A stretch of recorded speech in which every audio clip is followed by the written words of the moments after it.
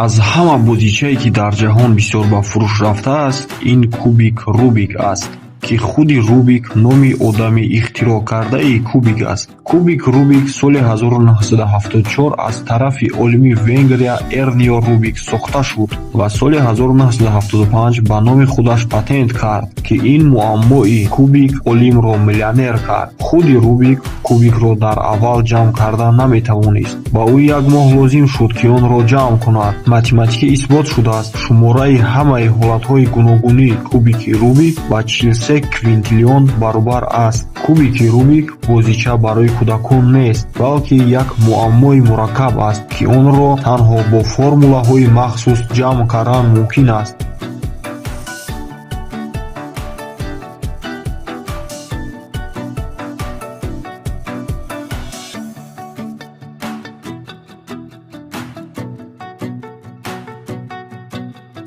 аввалин чемпионати ҷаҳон оид ба ҷамъоварии кубик соли 1982 дар Венгрия баргузор шуд. Дар он 19 нафар аз кишварҳои гуногуни ҷаҳон иштирок карданд. Дар он чемпионат як мактаббачаи 16-сола аз Лос-Анҷелес рекорди ҷаҳонӣ гузошт 22,95 сония ва ҳоло бошад дар 3,13 секунд Макс Парк аз Америка соли 2023 ҷамъоварӣ кардааст. Кубик Рубик дар солҳои 1980 ва 1981 бозичаи сол дониста шуд. Бузургтарин кубик Рубик бо андозаи 3 метр ва вазни 500 килограмм дар шаҳри Ноксвилл, Иёлоти Муттаҳидаи Амрико ҷойгир аст ва аз ҳама хурдтаринаш бошад 10 мм аст.